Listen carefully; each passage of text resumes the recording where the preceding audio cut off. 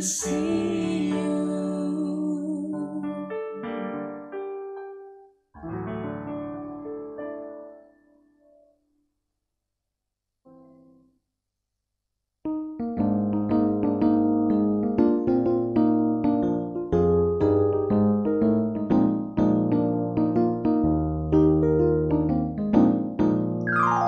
Firman Tuhan ada di hatiku, ada di langkahku, ada di hidupku, dan terus bertumbuh sirami jiwaku. Berbuah, berbuah, berbuah, berbuah, berbuah, berbuah, oh berbuah. Firman Tuhan ada di hatiku, ada di langkahku, ada di hidupku, dan terus bertumbuh sirami jiwaku. Berbuah, berbuah, berbuah, berbuah, berbuah, berbuah, oh, oh, oh.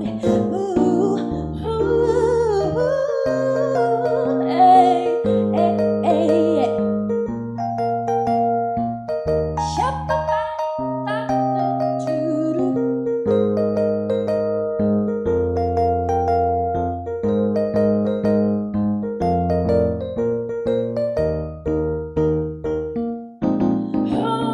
Firman Tuhan ada di hatiku, ada di langkahku, ada di hidupku, dan terus bertumbuh sirami jiwaku.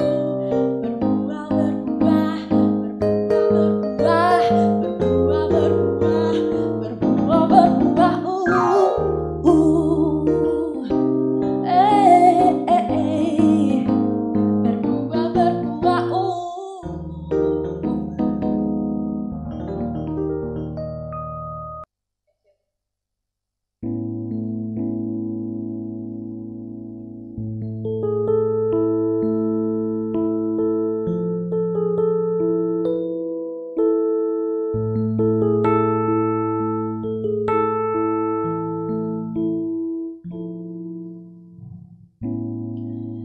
Bersyukur selalu bagi kasih-Mu di dalam hidupku.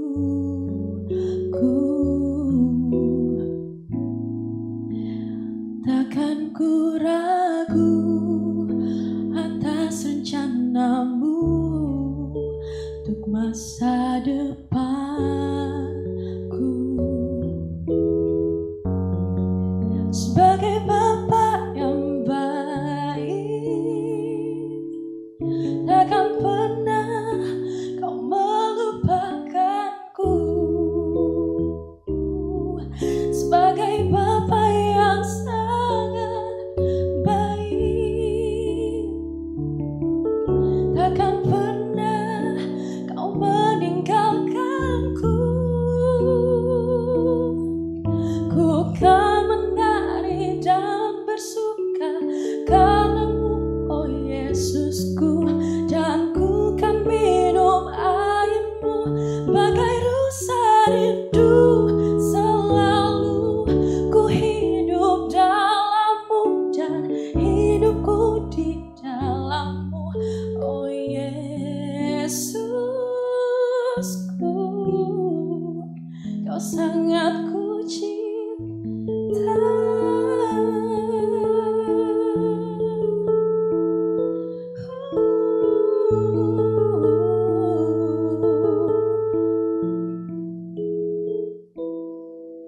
Ku kan menari dan bersuka karena-Mu, oh Yesusku, dan ku kan minum air-Mu bagai rusa rindu. Selalu ku hidup dalam-Mu dan hidupmu di dalamku, oh Yesusku,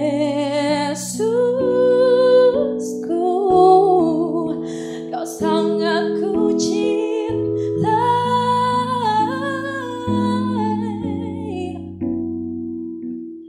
oh Yesusku, Kau sangat ku cintai.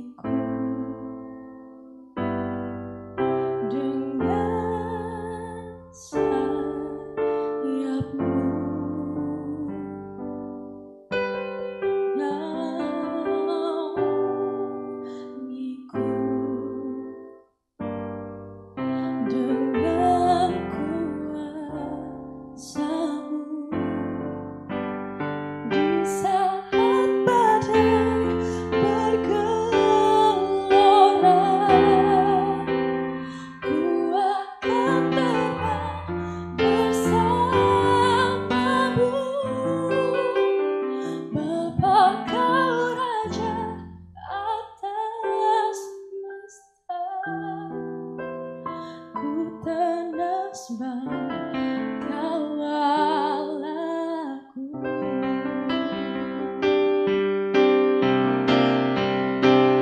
Di saat badai bergelora,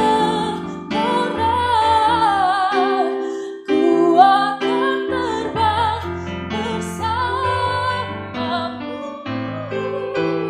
Bapa kau raja atas semesta, ku tenas kau Allahku.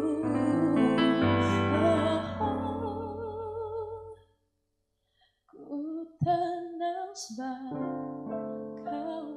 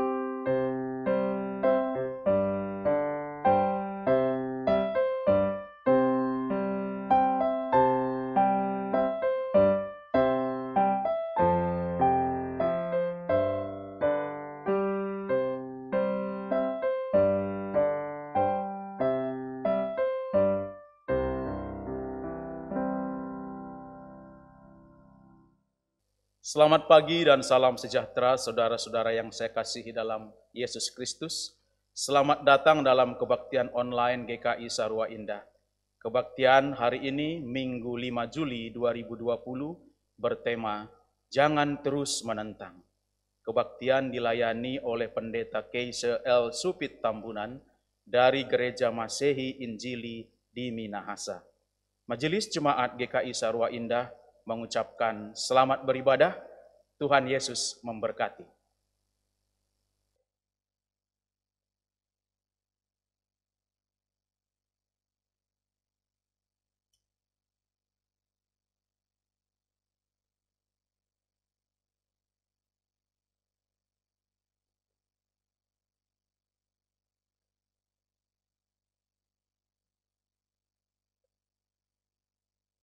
Berbahagialah orang yang engkau pilih dan yang engkau suruh mendekat untuk diam di pelataranmu. Kiranya kami menjadi kenyang dengan segala yang baik di rumahmu, di baitmu yang kudus. Umat milik Tuhan, marilah kita menyatakan puji-pujian kepada Tuhan yang empunya kita dan yang meraih kita datang beribadah kepadanya pagi ini. Jemaat, saya undang untuk bangkit berdiri. Mari kita bersama-sama menyambut ibadah ini dengan penuh sukacita. Kita menyanyikan Kidung Jemaat nomor 362, bait pertama dan ketiga. Aku milikmu, Yesus Tuhanku.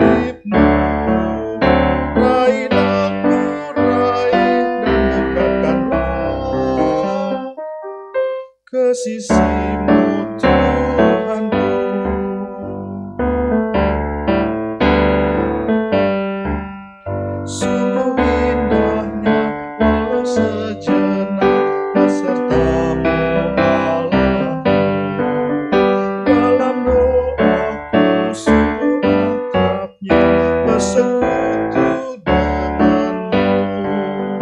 Raih daku dan dekatkanlah pada kaki salibmu. Raih daku, raih dan dekatkanlah ke sisimu, Tuhanku.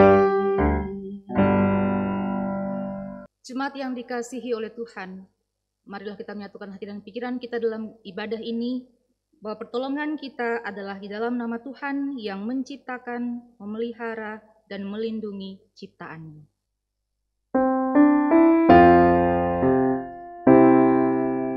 Amin,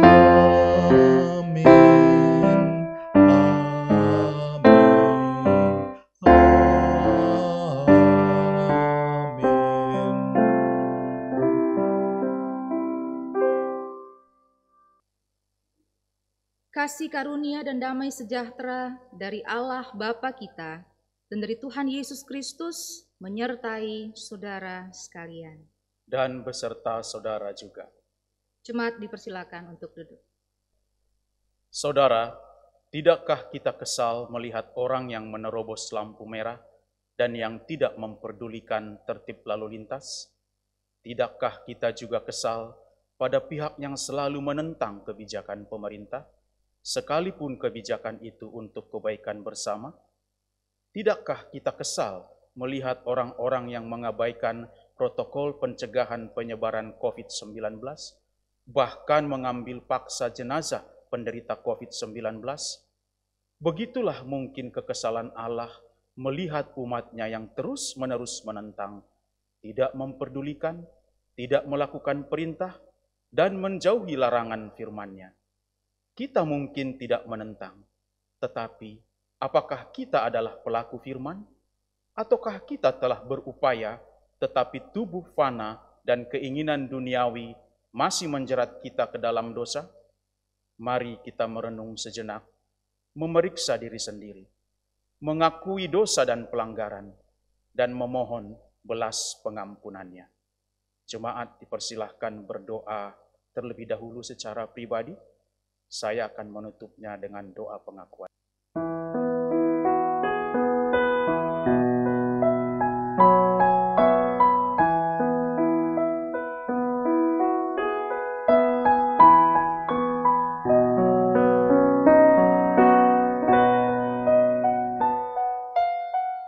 Bapa di sorga, kekesalan dan amarah kami sering muncul ketika melihat orang lain melawan atau menentang aturan.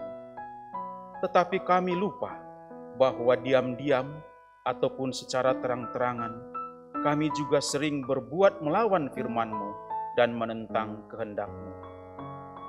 Kami menghimbau, bahkan memaksa orang lain untuk patuh pada aturan.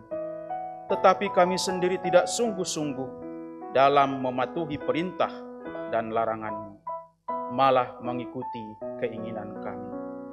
Sebagai jemaat, kami mengaku dosa kami dan memohon belas kasihan-Mu. Ampuni kami, Bapa.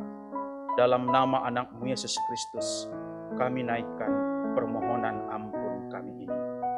Amin. Mari kita nyatakan penyesalan kita ini dengan menyanyikan PKJ nomor 201, bait pertama dan kedua. Sering kutanya pada diriku. Sering kutanya pada diriku, akhir hidupku yang fana, jangan sampai terbuai lagi di dunia yang berlalu. Dikala hari makin senja, jiwa letih tubuhku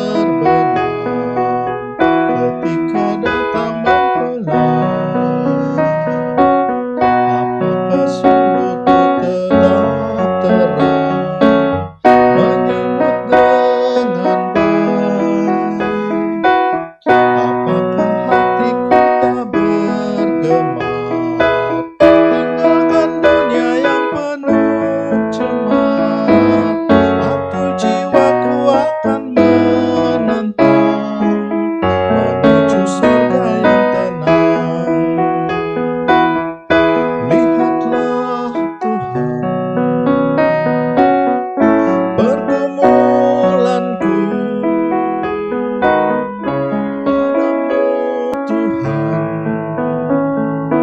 doa dan pengharapanku.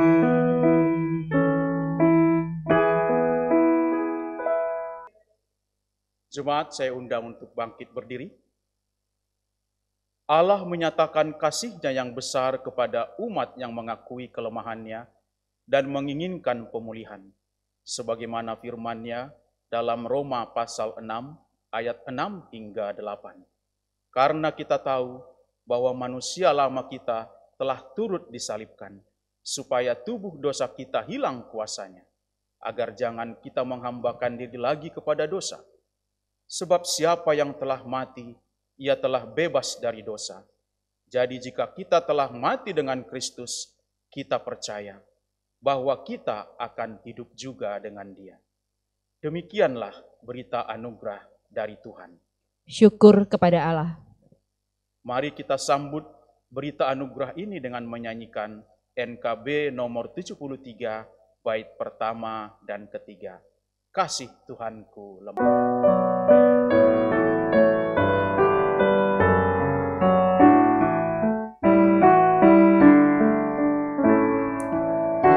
Kasih Tuhanku lemah, padanya ku bertelur, dan ku dambakan penuh kasih besar. Yesus datang di dunia, tanggung dosa manusia. Bagiku pun nyatalah kasih besar, kasih besar, kasih besar, tidak terhingga dan ajaib benar, kasih besar.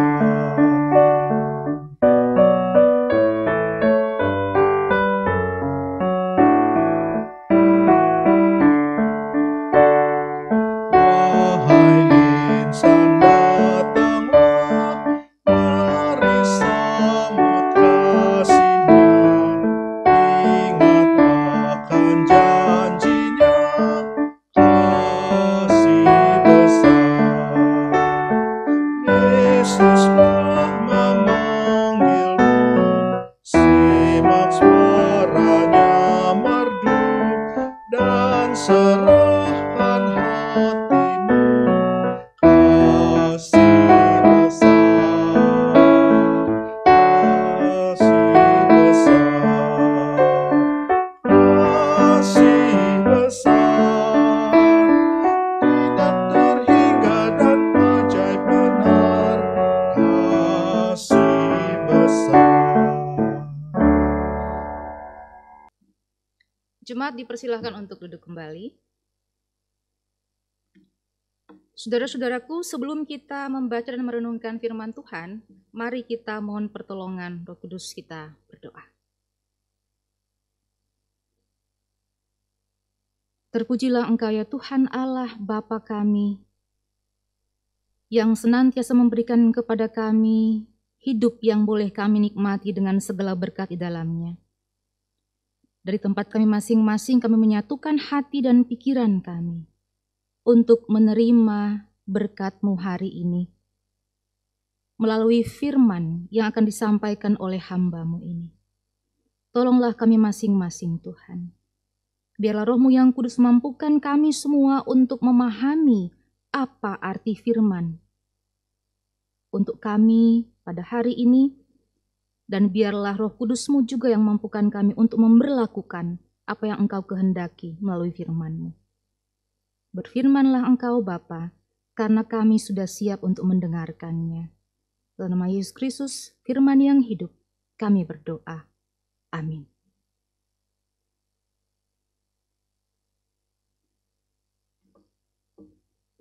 Saudara-saudaraku, pembacaan Injil Yesus Kristus pada hari ini diambil dari Injil Matius pasal 11 ayat 16 sampai 19 dan dilanjutkan dengan ayat 25 sampai 30. Matius pasal 11 ayat 16 sampai 19 dan ayat 25 sampai 30.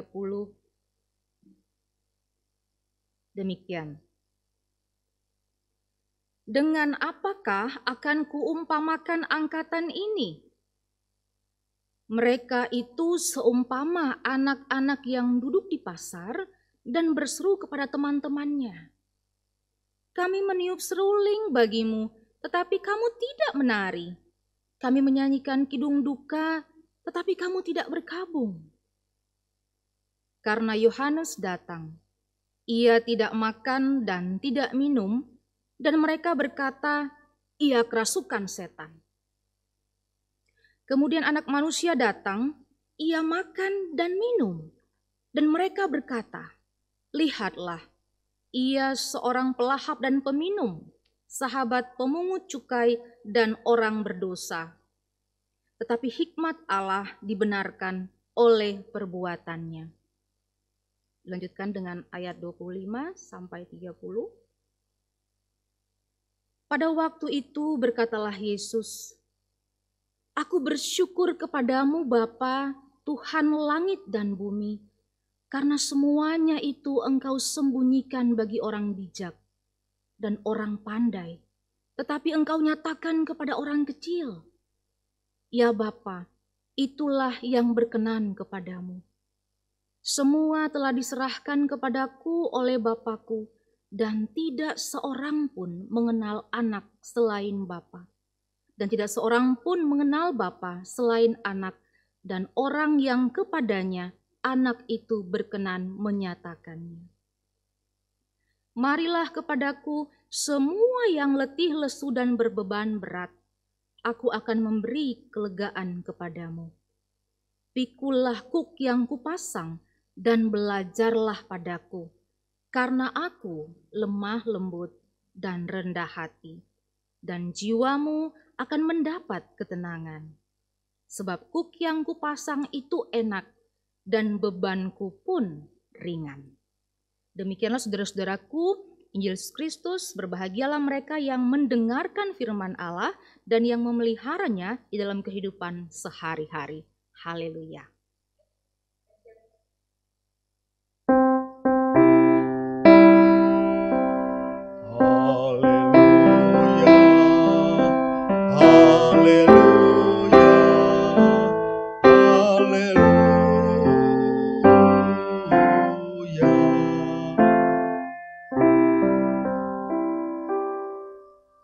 Saudara-saudaraku yang dikasihi Kristus, Jemaat GKI Sarua Indah, saya senang sekali karena walaupun melalui media elektronik, saya bisa menyampaikan kerinduan saya kepada Jemaat GKI Sarua Indah. Terima kasih kepada Majelis Jemaat dan tim multimedia yang boleh memfasilitasi pertemuan ini.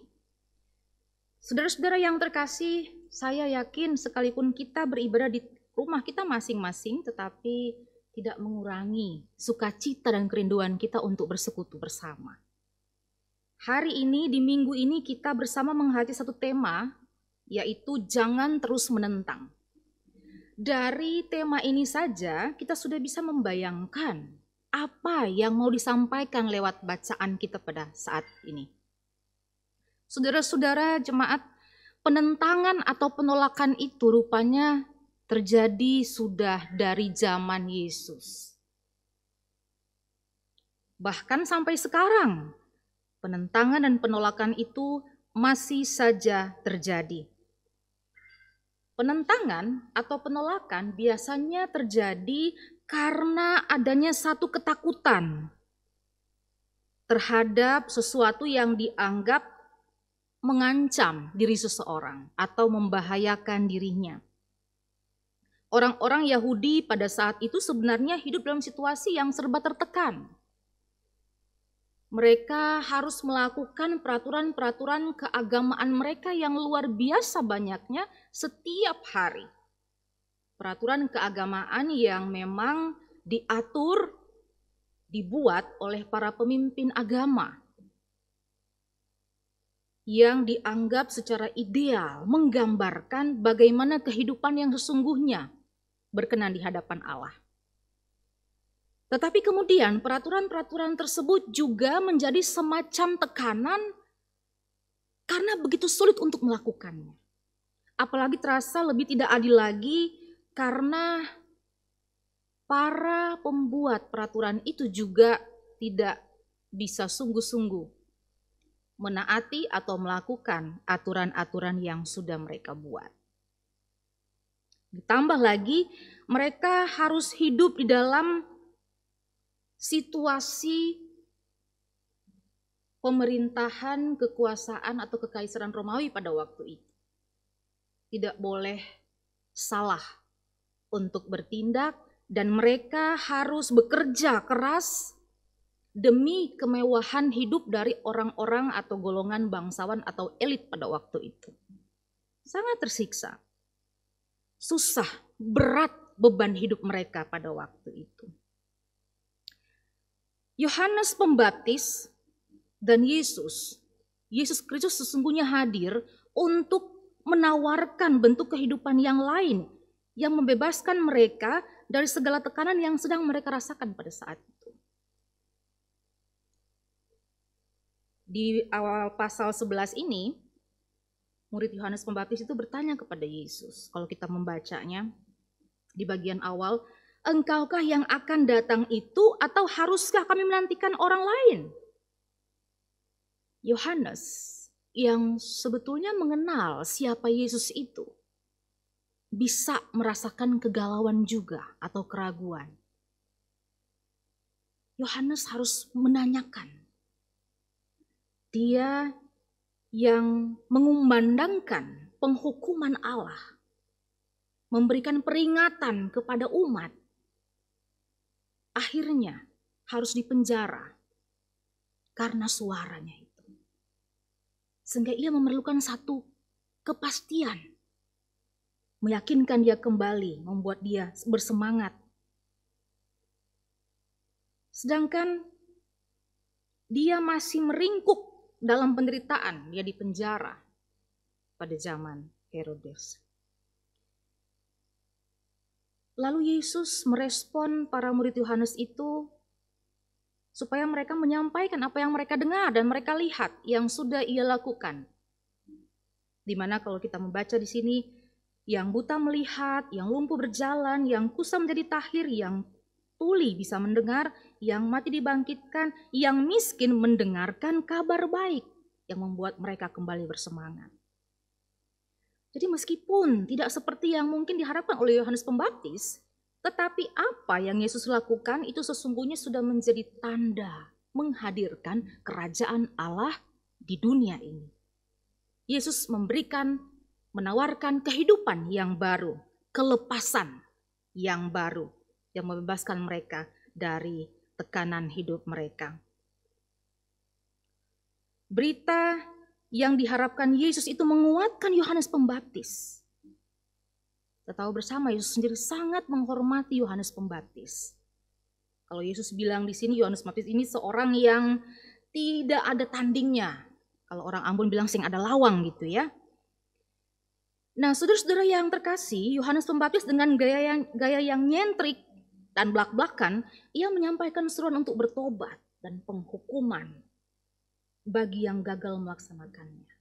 Sedangkan Yesus sendiri hadir dalam sosok yang lebih lemah lembut, fleksibel, luas, supel, ramah, menawarkan dari sisi perubahan hidup yang lebih baik, mengubah cara pandang umat tentang kerajaan Allah yang selama ini mereka pahami.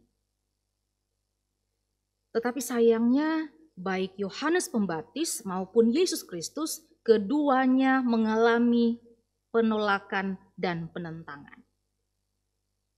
Bukan terutama dari kalangan biasa, tetapi justru datang dari kaum terpelajar yang selama masa itu dianggap paling pintar dan bijak. Para ahli Taurat, orang-orang kaum intelektual yang terpelajar, orang-orang Farisi. Bagi mereka, Yohanes Pembaptis itu tidak lain dari seorang yang kerasukan setan. Sedangkan Yesus dianggap tidak berbeda dengan orang-orang berdosa. Karena apa? Karena Yesus juga bergaul dengan orang-orang yang justru tidak masuk dalam hitungan mereka. Orang-orang yang selama itu mereka anggap bukanlah termasuk kalangan yang terhormat. Seperti kalangan mereka lah.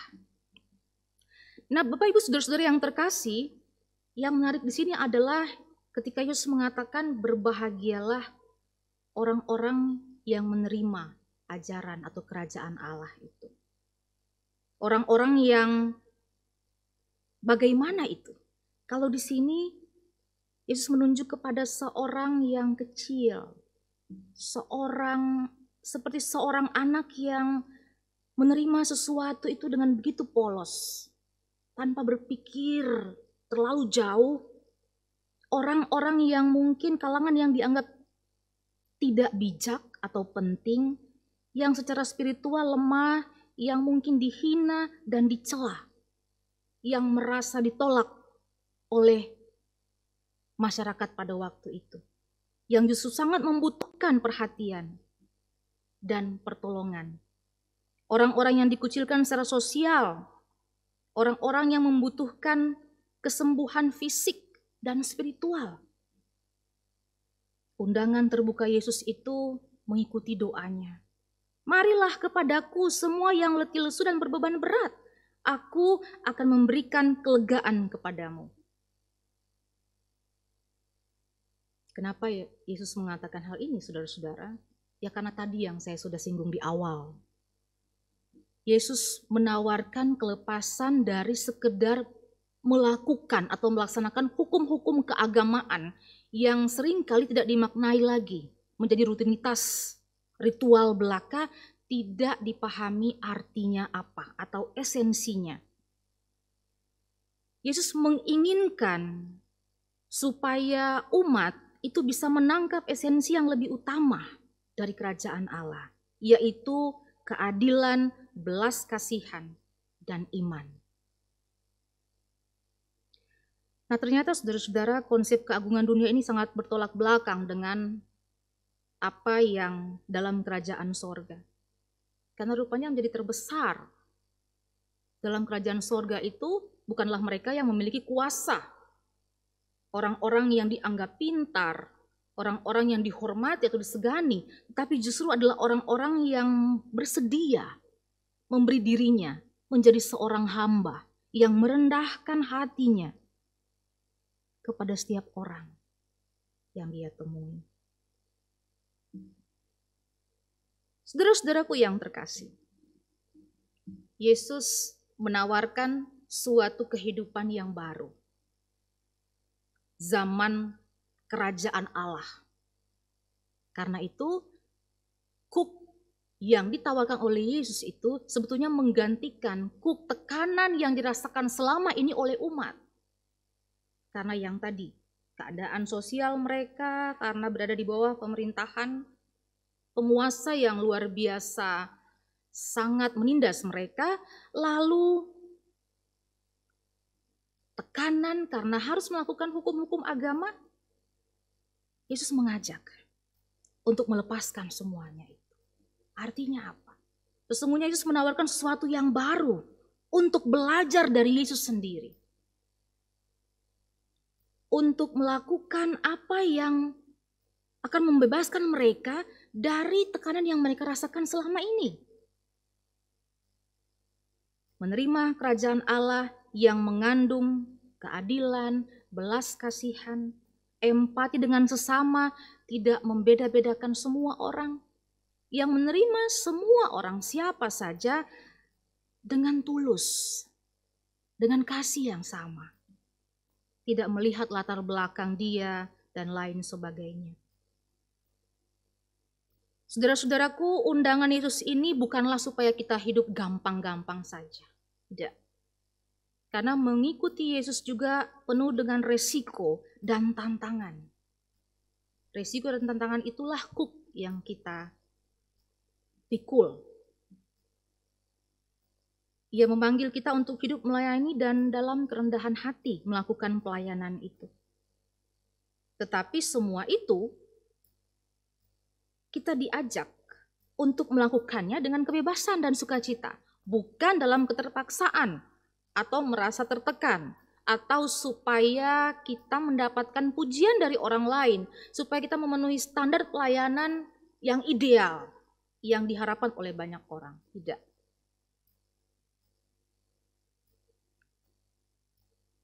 Nah, saudara-saudara yang terkasih,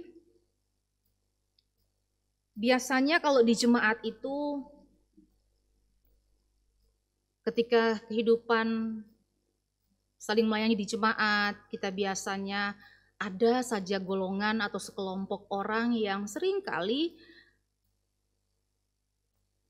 mau menguji ketulusan dan kesungguhan kita dalam melayani.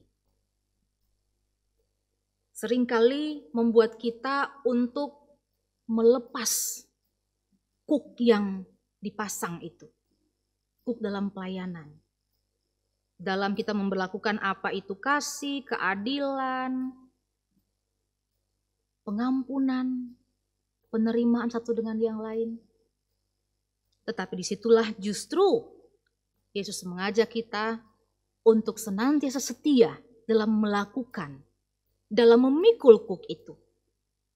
Karena sesungguhnya Yesus mengatakan, bebanku itu ringan. Kenapa? Bapak Ibu Saudara-saudara, karena ketika kita melakukannya, perhatian kita, fokus kita tertuju kepada Kristus, kepada Allah, bukan untuk diri kita sendiri. Seringkali jemaat itu agak keliru dalam memahami kekristenan. Orang-orang Kristen seringkali menjadi orang-orang yang terjebak dengan ritual keagamaan, rutinitas seperti kebiasaan datang ke gereja, berdoa setiap hari saat teduh, mendengarkan firman, memberikan persembahan aktif dalam pelayanan, tetapi fokus mereka tidak tertuju pada Kristus. Seringkali sebagai orang Kristen, kita mengaku pengikut Kristus, tetapi apa yang kita lakukan, kehidupan kita sesungguhnya tidak mencerminkan kehidupan seorang Kristus. Dan disitulah kita merasakan kuk yang sangat berat. Padahal ketika Yesus mengajak kita, Yesus sebetulnya mengajak kita untuk belajarlah daripadaku. Belajar dari Yesus. Apa itu? Apa yang dilakukan oleh Yesus itu sendiri, Bapak Ibu?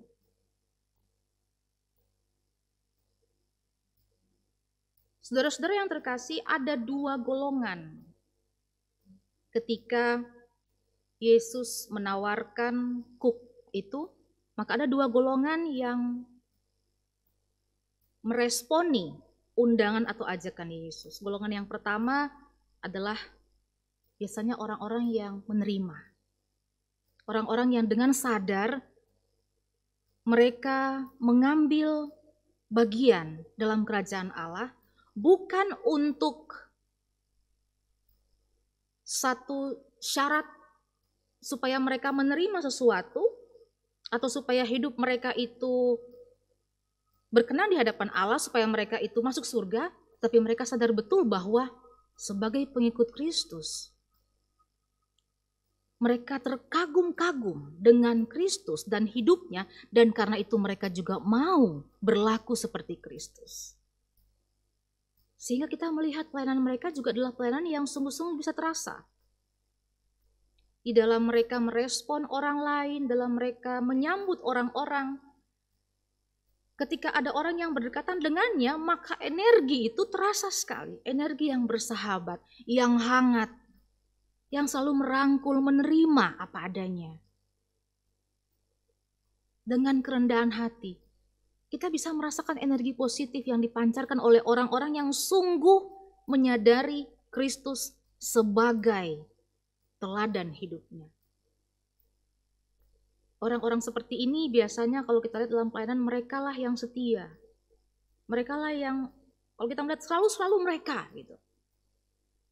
Mereka yang bersedia diri dalam segala keterbatasan, apapun mereka, kekurangan mereka, tapi mereka itu merasa dengan sukacita, oke, ya, saya siap. Saya silakan utus saya. Saya mau melakukan itu. Dalam keluarga mereka juga hal itu bisa kita lihat. Interaksi dengan sesama keluarga itu terasa. Sehingga energi yang memang sudah dibangun dalam keluarga itu keluar terpancar kepada semua orang di luar kehidupan mereka, di dalam gereja, dan juga bagi setiap orang dalam masyarakat dimanapun mereka temui. Dan golongan yang kedua adalah yang selalu menentang. Orang-orang yang masih sibuk dengan segala macam aturan gereja, orang-orang yang masih sibuk berdebat soal dogma, doktrin, ajaran, teologi, dan sebagainya.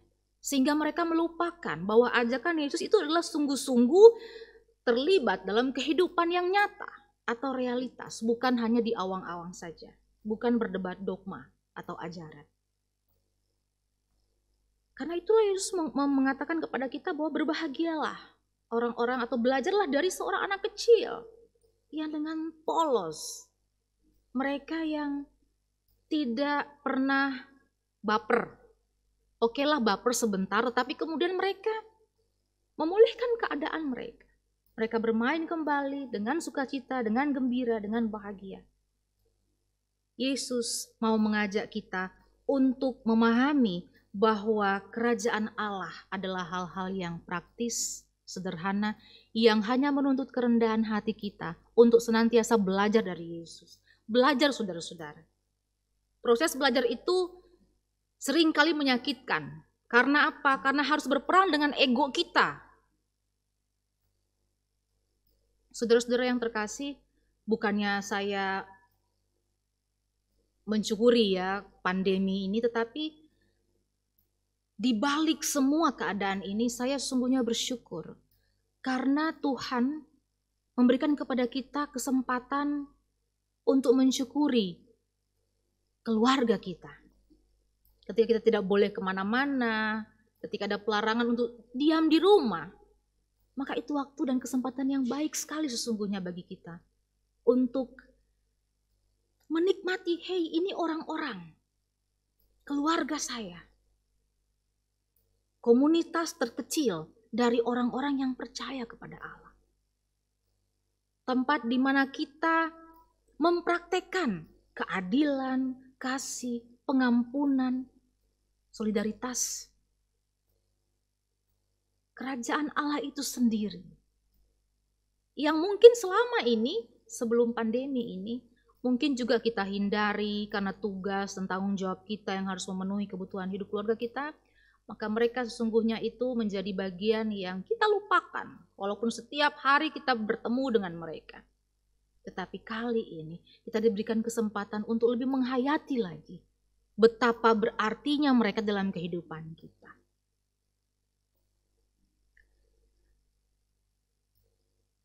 Nah, saudara-saudara yang terkasih, ketika kita mengambil bagian dalam pelayanan, seringkali kita juga menjadi orang-orang yang menentang, walaupun kita melayani.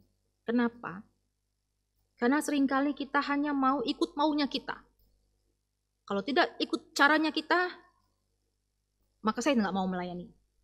Menurut saya yang baik yang seperti ini, kalau enggak, maaf, saya nggak mau. Pakai cara saya atau tidak sama sekali, seperti itu.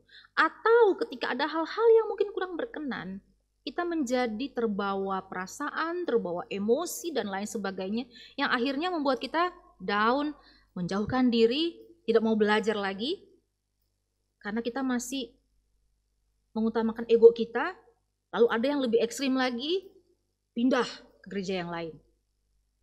Misalnya seperti itu. Karena apa? Karena merasa sudah nggak asik lagi di sini. Pendetanya seperti itu, majelisnya apa lagi?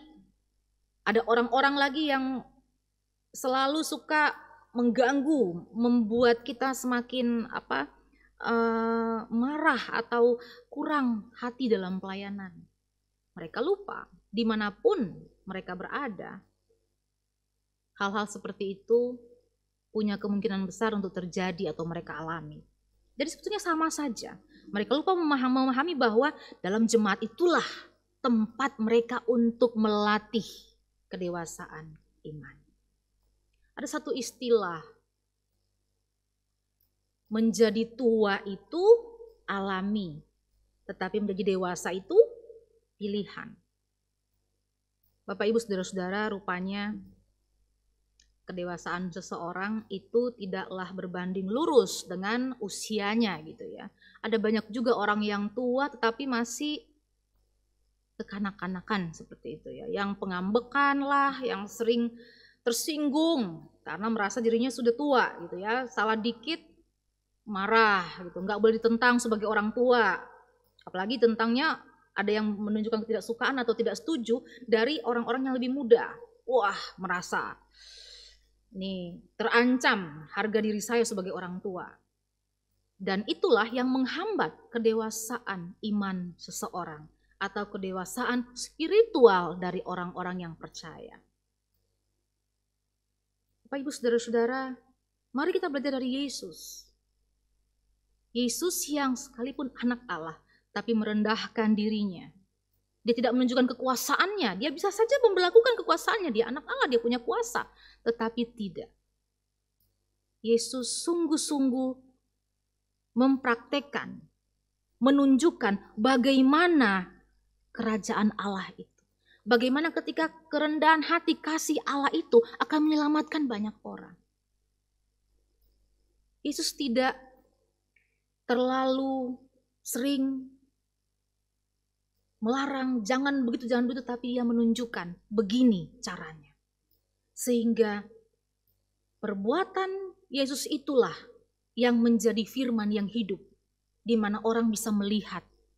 Dan setiap orang yang melakukan tepat seperti yang Yesus lakukan, mereka sungguh-sungguh yang merasakan kelegaan itu sendiri atau kelepasan yang dimaksudkan oleh Yesus dalam bacaan kita ini. Kerajaan surga bukanlah satu ide, melainkan kenyataan yang diwujudkan lewat tindakan-tindakan praktis yang sederhana. Tetapi kita juga harus menyadari bahwa dalam semuanya itu kita akan mengalami proses yang mendewasakan lewat penghukuman, pengalaman, penyesalan dalam kehidupan kita, dan pertobatan atau penebusan dari Allah.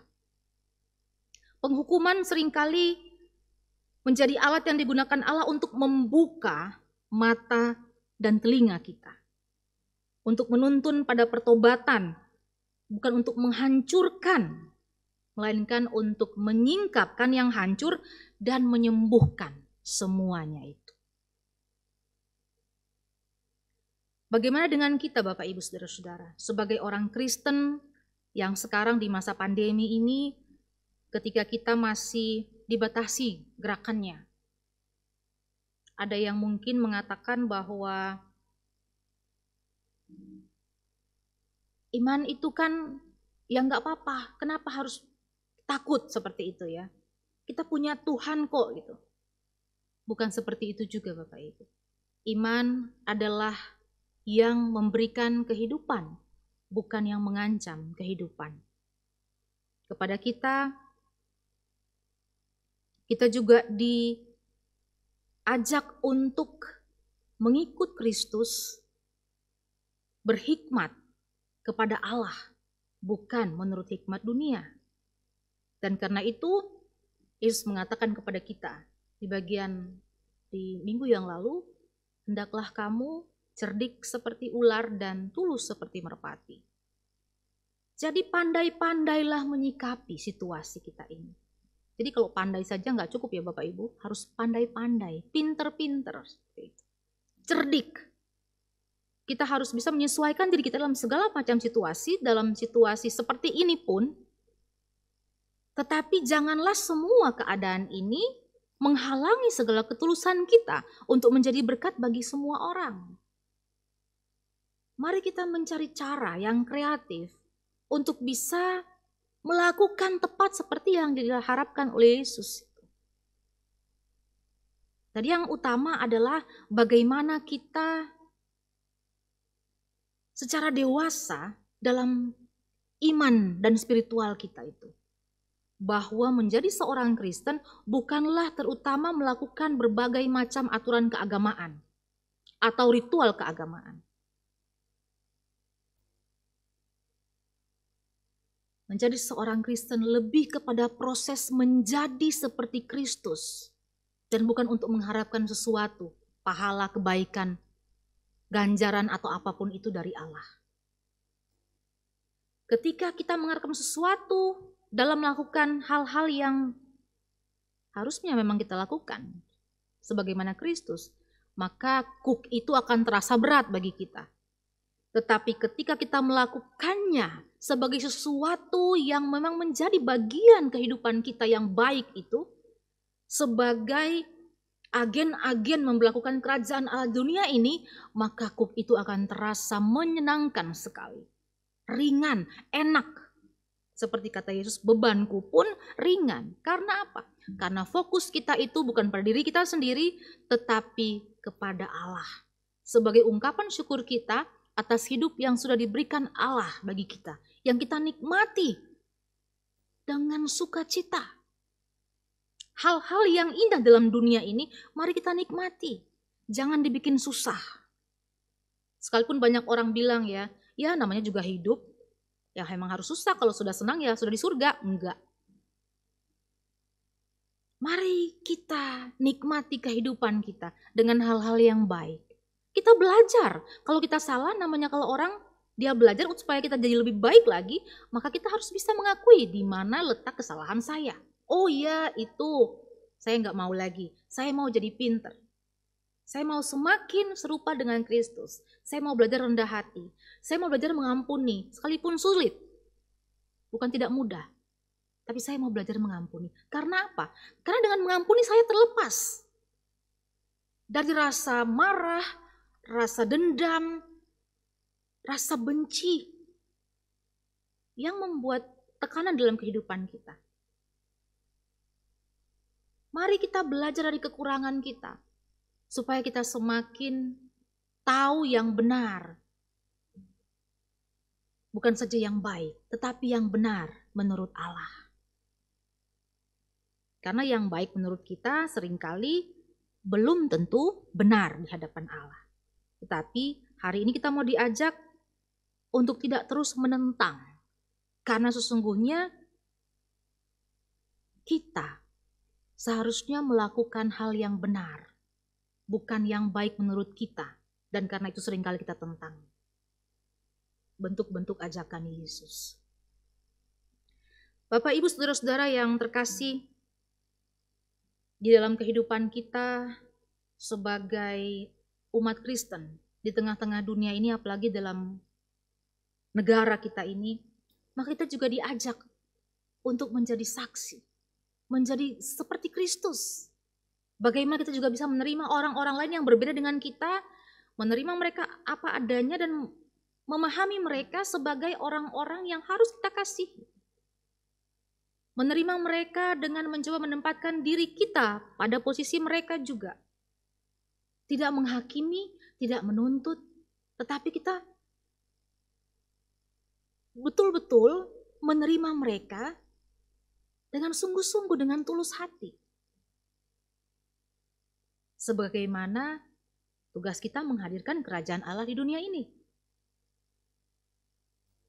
Kalau orang-orang mungkin suka masih terlalu sibuk dengan akhir zaman sudah dekat. Apa itu saudara-saudara? Sesungguhnya kita juga memberikan kontribusi untuk mengakhiri zaman itu. Zaman apa? Zaman di mana kita masih memasang kuk yang lama itu. Kitalah penentu zaman yang baru itu. Zaman di mana kerajaan Allah dihadirkan dalam dunia ini. Pertanyaannya adalah, Bapak Ibu mau nggak menjadi agen kerajaan Allah? Itu saja kan. Jangan terus menentang. Karena kalau kita terus menentang, maka kapan kerajaan Allah ini hadir di dunia ini? Padahal sesungguhnya kitalah yang diharapkan untuk juga menjadi perpanjangan tangan Kristus yang sudah selesai karyanya itu dan menitipkan kepada kita untuk meneruskan karyanya kemanapun kita ada, kemanapun selama kita masih diperkenankan untuk hidup dalam dunia ini. Setiap saat itu berharga. Jauhkanlah diri kita dari segala macam ketakutan, karena ketakutan menjadi beban. Jauhkanlah diri kita dari segala macam perasaan-perasaan negatif, karena semuanya itu akan menjadi beban dalam kehidupan kita. Tapi arahkanlah segala perhatian kita kepada hal-hal yang positif, yang membangun kehidupan kita. Dalam menghadirkan apa yang disebut kerajaan Allah di dunia ini. Tindakan itu berbicara jauh lebih nyaring daripada kata-kata itu sendiri. Karena itu Bapak Ibu, kita diharapkan supaya kita menghadirkan atau menunjukkan buah dari pelayanan kita itu. Dengan setia, orang lain mungkin bisa mengecam, bisa mengejek kita, bisa menilai kita dari satu sisi saja. Tetapi mari kita ampuni mereka. Karena kalau mereka tahu apa yang mereka lakukan, mereka pasti malu.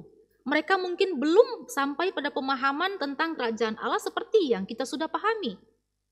Jadi tidak usah merasa kecil hati atau kita merasa marah atau kecewa atau terus terhambat dengan mereka. Tidak perlu. Marilah kita menunjukkan lebih dahulu.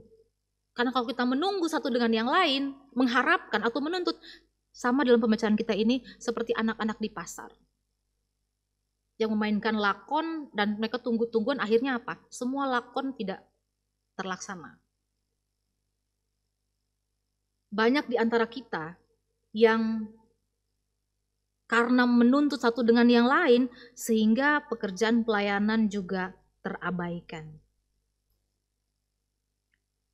Bapak, Ibu, Saudara-saudara, pada saat ini Yesus Kristus menawarkan kepada kita terus-menerus tentang sebuah kehidupan yang melegakan. Marilah Bapak Ibu, pilihannya sudah ada. Tinggal bagaimana kita merespon semuanya. Apakah kita menerima atau kita terus menentang itu? Konsekuensinya sudah jelas. Ketika kita menerima ajakan Yesus sebagai juru selamat itu, maka hidup kita akan terasa lebih ringan beban hidupnya. Kita akan merasakan kelegaan luar biasa yang selama ini mungkin belum pernah kita rasakan. Atau belum sungguh-sungguh kita rasakan. Karena masih ada hal-hal yang menghambat semuanya itu. Silakan Bapak Ibu pilih untuk hidup dalam kelepasan atau hidup dalam penindasan karena kita sendiri, bukan karena situasi. Karena situasi tidak bisa disalahkan. Penentu kebahagiaan hidup adalah kita sendiri, bukan situasi. Situasi bisa menindas, bisa buruk, terburuk sekalipun, tetapi yang menentukan kebahagiaan atau kelepasan itu sendiri adalah kita. Karena Yesus sudah mengatakan hal itu kepada kita. Kalau kita mau, maka sudah pasti kita akan lega. Kalau tidak mau, ya sudah. Yesus tidak pernah memaksa kita, tetapi Yesus menawarkan itu kepada kita. Seolah-olah ia mau memberikan tangannya, mau digenggam enggak? Untuk bersama-sama mewujudkan kerajaan Allah itu. Selamat mengikut Kristus, saudara-saudara, tidak saja menjadi seorang Kristen, tetapi memiliki karakter Kristus dalam diri kita masing-masing. Amin untuk firman Tuhan.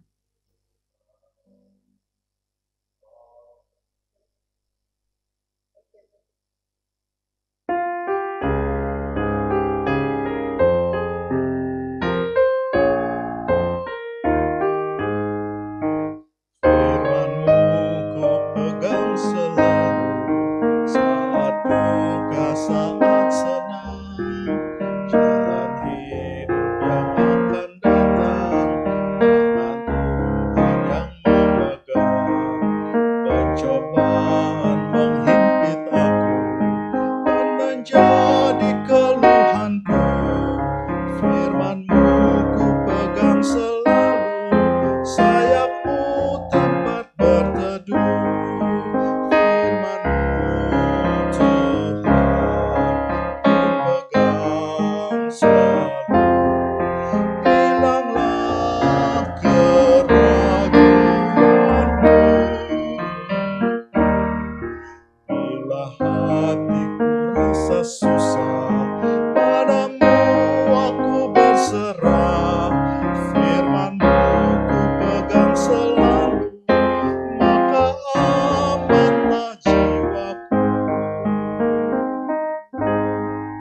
Jemaat dipersilakan bangkit berdiri. Marilah kita bersama dengan umat Allah di masa lalu, masa kini, dan masa depan, mengingat akan pengakuan pada baptisan kita menurut pengakuan iman rasuli.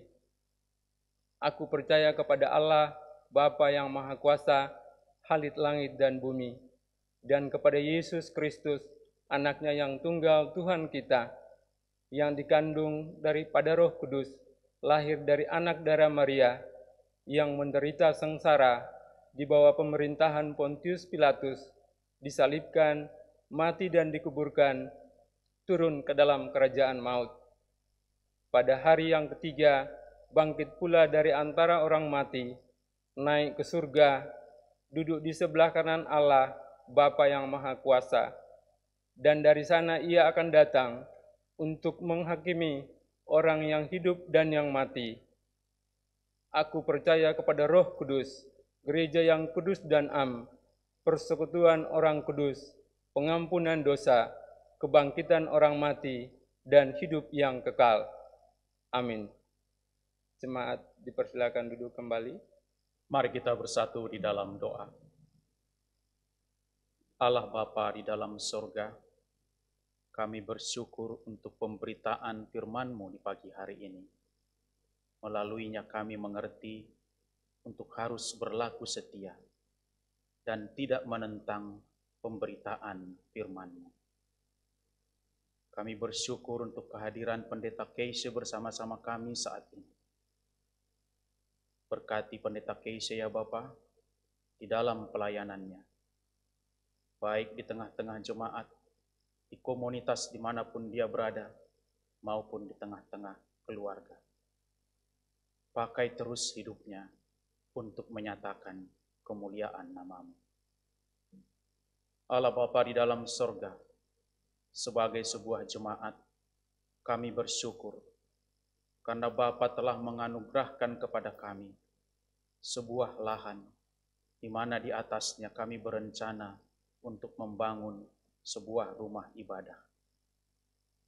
Namun hingga saat ini kami belum memiliki izin pemanfaatan lahan dari pemerintah Kota Tangerang Selatan untuk dapat menggunakannya.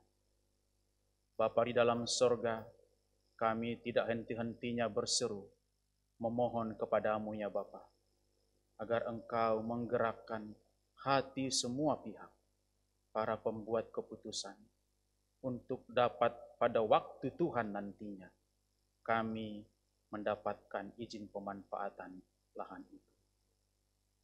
Bapa, inilah permohonan kami. Berkenanlah untuk mendengarnya.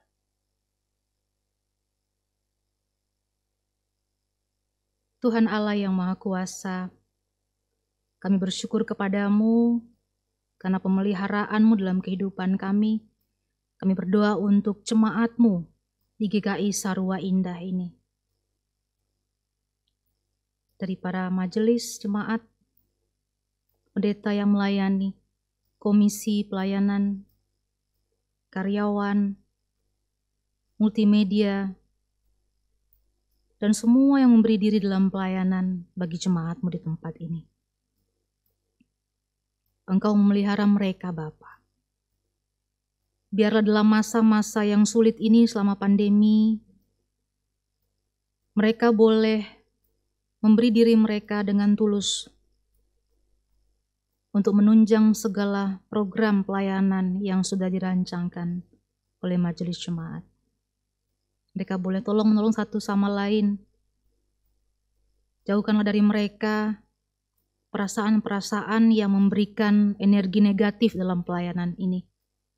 Tapi biarlah mereka menghadirkan energi-energi positif, supaya semakin banyak orang, baik dari jemaat maupun di luar jemaat, yang merasakan bagaimana Tuhan memberkati kehidupan mereka dalam masa-masa sulit sekalipun. Di tengah-tengah persekutuan ini Tuhan, kami juga membawa pergumulan saudara-saudara kami yang sakit dan dalam masa pemulihan kondisi fisik mereka. Kami berdoa untuk Ibu Gustina Pasaribu Berumar Paung, Ibu Mami Palon, Ibu Sarah Jaya Sumadi, Ibu Hana Panjaitan, Ibu Yulia Kristianti, Ibu Virginia Samantha Sapang, Bapak Christian Huta Galung, Ibu Nike Elizabeth Buki, Bapak Yonata Daeli, Ibu Maria Magdalena, Bapak Wahyu Hidayat, ayah dari Saudara Christian Dewantara, Ibu Yohana Triani, ibu dari Saudara Christian Dewantara, Bapak Elisahia, Bapak Pendeta Dr. Thomas Kartomo, Master Teologi, Bapak Ramlansius Siagian, dan Ibu Suratini. Tuhan Allah, biarlah dalam pergumulan mereka terus mengalami kesukacitaan karena mengandalkan Tuhan.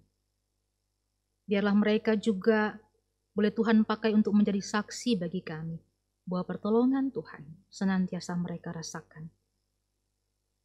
Lewat saudara-saudara mereka, lewat teman-teman, keluarga yang mendampingi, bahkan tim medis yang memberikan, yang menjadi saluran penyembuhan dari Tuhan sendiri kepada mereka. Kami juga berdoa bersama dengan saudara-saudara kami yang bersuka cita atas hidup yang baru yang Tuhan masih perkenankan mereka alami. Bersama Ibu Nana Diana, Saudari Claudita Veronica, Saudara Kevin Robi Sipahutar. Biarlah kiranya Tuhan, mereka boleh sungguh-sungguh memberi arti dalam kehidupan mereka yang baru, supaya hidup mereka sungguh-sungguh bermakna dan merupakan pengalaman spiritual yang dewasa di dalam iman mereka, supaya mereka juga boleh memperlihatkan keteguhan iman mereka itu menjadi pembelajaran dan kesaksian bagi orang-orang yang lain. Tuhan, kami juga mau berdoa untuk keluarga kami masing-masing di dalam segala pergumulan. Ketika kami harus memenuhi kebutuhan hidup di masa-masa sulit ini, Tuhan jangan biarkan semua kesulitan ini menghalangi sukacita kami. Tetapi biarlah kami menemukan sukacita-sukacita yang praktis, yang sederhana, ucapan syukur lewat hal-hal yang kecil, yang semuanya membangun spiritualitas kami menjadi semakin dewasa. Biarlah kami boleh menikmati waktu-waktu ini bersama keluarga yang kami kasihi. Kami boleh memberlakukan kasih, keadilan, perdamaian, pengampunan kepada keluarga masing-masing, sehingga kekuatan kasih itu pula yang boleh kami bawa keluar kemanapun kami pergi. Biarlah apa yang boleh kami lakukan itu dalam kasih dan ketaatan kepadamu, itu juga menjadi kekuatan yang kami berikan kepada orang-orang yang kami temui dimanapun itu. Kami juga mendoakan pemerintah bangsa dan negara kami, khususnya kepada Bapak Presiden kami, Joko Widodo. Tuhan, kami menyadari betapa sulitnya kami harus mengatur kehidupan keluarga kami, dan biarlah semuanya itu membuat kami berada dalam solidaritas dengan pemerintah kami. Betapa sulitnya mengatur kehidupan suatu bangsa dan negara. Karena itu Bapak, ajarlah kami untuk terus mendukung pemerintah kami. Jauhkanlah kami dari rasa mengkritisi terus-menerus dan menentang segala kebijakan, tapi ajarlah kami juga untuk menghargai kerja keras mereka, untuk setia dalam mengikuti semua aturan yang mereka sudah buat, dan mencari cara-cara yang kreatif untuk menunjukkan dukungan kami secara positif kepada pemerintah kami. Kami bersyukur juga Tuhan atas keberhasilan yang boleh diraih oleh anak-anak kami dalam studi dan pekerjaan mereka. Kami bersyukur dengan anak-anak kami yang boleh lulus, boleh naik kelas.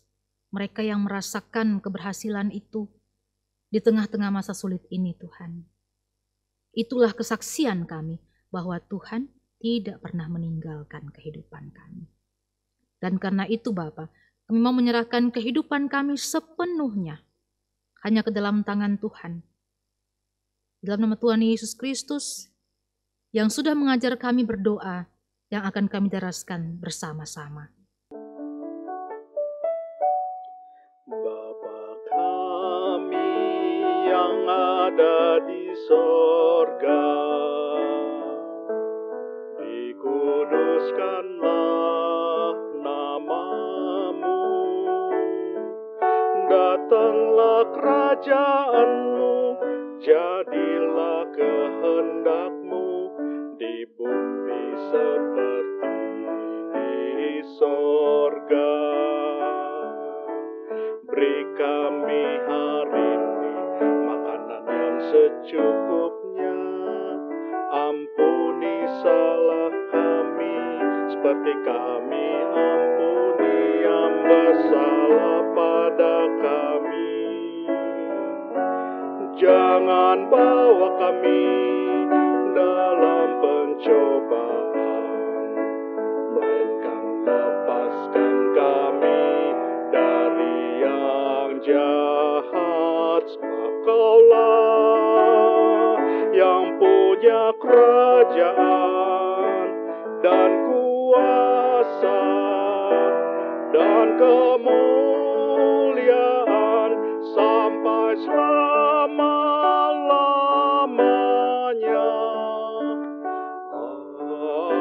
Amin.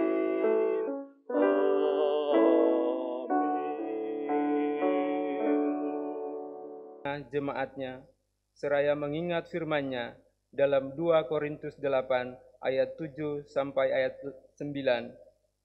Maka sekarang, sama seperti kamu kaya dalam segala sesuatu, dalam iman, dalam perkataan, dalam pengetahuan, dalam kesungguhan untuk membantu, dan dalam kasih-Mu terhadap kami. Demikianlah juga hendaknya kamu kaya dalam pelayanan kasih ini.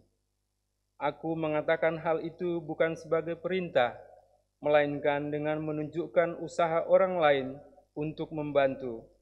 Aku mau menguji keikhlasan kasih kamu, karena kamu telah mengenal kasih karunia Tuhan kita Yesus Kristus, bahwa Ia yang oleh karena kamu menjadi miskin, sekalipun Ia kaya, supaya kamu menjadi kaya oleh karena kemiskinannya. Mari dengan sukacita mengumpulkan persembahan kita dengan bersama-sama menyanyikan PKJ 146 bait 1 dan 3, bawa persembahanmu.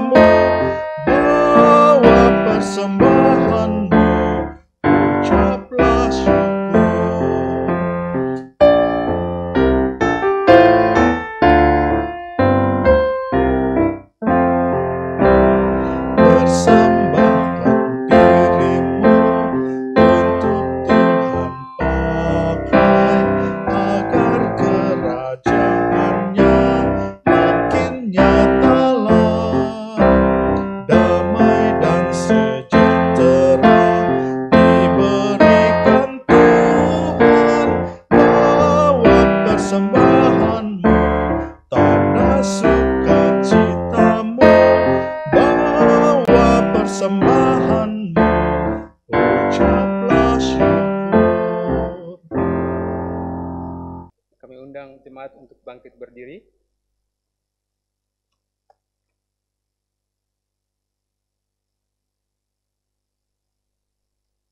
Tuhan Allah Bapa kami yang ada di sorga, kami bersyukur atas berkat dan anugerah-Mu yang sudah Engkau berikan kepada kami setiap hari. Saat ini dengan sukacita kami datang membawa persembahan syukur kami. Kami mohon, terima, berkati, dan kuduskanlah ya Tuhan. Berikanlah hikmat kepada kami untuk mengelola persembahan ini, agar dapat dipergunakan untuk pelayanan di gerejamu dan membantu mereka yang membutuhkannya. Terima kasih ya Tuhan.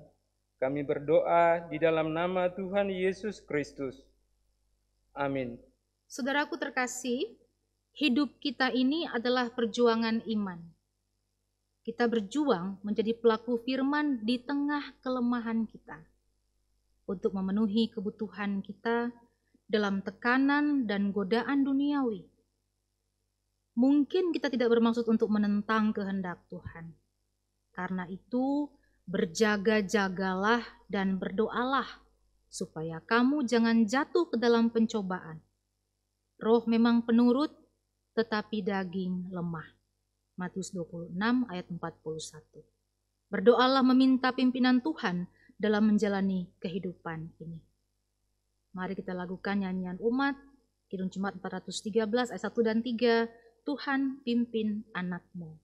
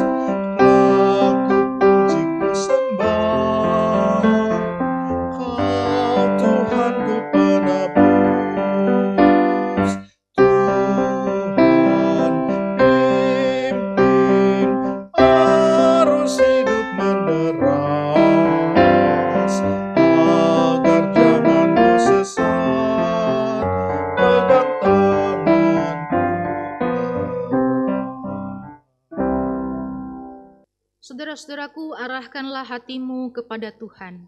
Kami mengarahkan hati kepada Tuhan. Jadilah saksi Kristus. Syukur kepada Allah, Terpujilah Tuhan. kini dan selamanya. Saudara-saudaraku, terimalah berkat Tuhan. Tuhan memberkati engkau dan melindungi engkau. Tuhan menyinari engkau dengan wajah-Nya dan memberi engkau kasih karunia.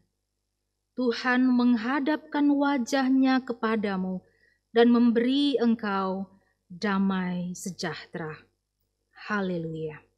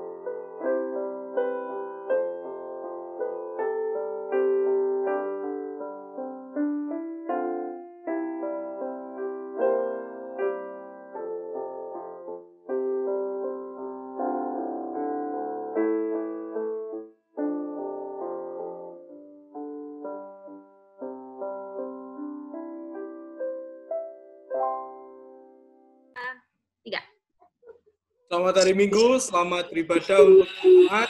Mari bersama kami bergabung dalam PA-PA selanjutnya ataupun dalam kegiatan gerejawi selanjutnya. Tuhan Yesus memberkati. Tuhan Yesus Selamat memberkati. hari Minggu. memberkati. Hari Minggu. Tuhan Yesus memberkati. Sampai ketemu minggu depan.